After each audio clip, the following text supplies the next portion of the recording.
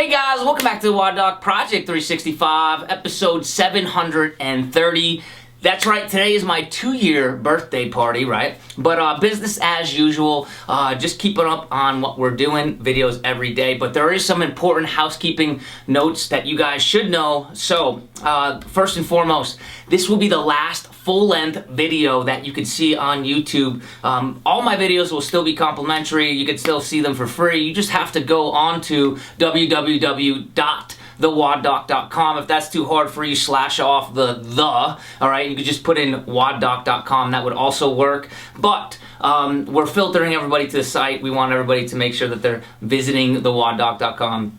So all YouTube videos will be partial clips. Same thing with Facebook and obviously Instagram. I can't get a full thing on there. But if you're a follower from any of those other sources, please make sure that you're please make sure that you're visiting the website and showing some love out there. I do really appreciate all your guys' support. Anyway, we're talking about building shoulder stability from the bottoms up, right? And of course, that's a pun saying that we're using bottoms up kettlebell techniques to build shoulder stability and to work on getting that thoracic and scapular junction really cemented down so that we can have a nice stable shoulder.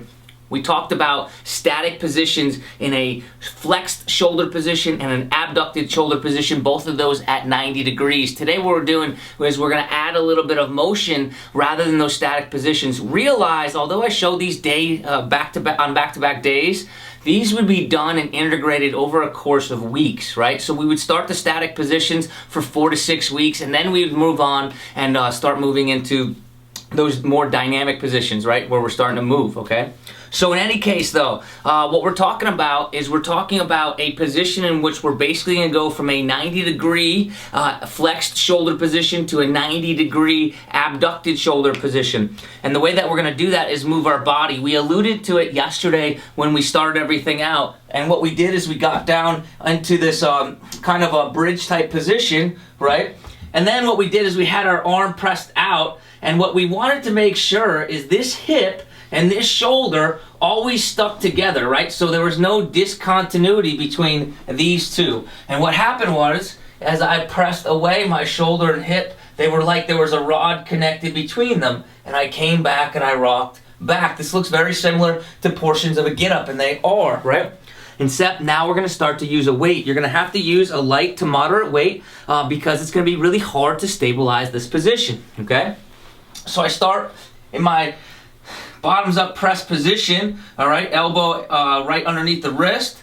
I'm going to go ahead, I'm going to press away until my wrist, elbow, and shoulder all are in one line. Okay, I have a nice tight torso, small, my back is pressed against the ground. From right here, I'm going to try to make sure that my shoulder and hip stay in the same position, but I'm going to slowly rock to my 90-degree or laterally recumbent position, right? So my shoulder just went from 90 degrees of flexion to 90 degrees of abduction, okay? And now what I'm going to do is come from this position and I'm going to rock back. It's easier coming back. The kettlebell tries to push you back, but you have to work really hard to keep that sucker standing straight up. And I'm just going to rock back and forth between these two positions. What I really like to be able to do is to work up to a set of 5. 3 sets of 5 is what we're looking for. That's what we're going to put into our warm-up regimen as we're preparing for our overhead and shoulder intense exercises. Guys, I really hope this helps you out, and I really hope that you continue to follow along. Make sure that you're jumping onto the website because that's where all the full videos will be from now on. It is on www.WODdoc.com. Until tomorrow, guys, we're optimizing function to optimize performance.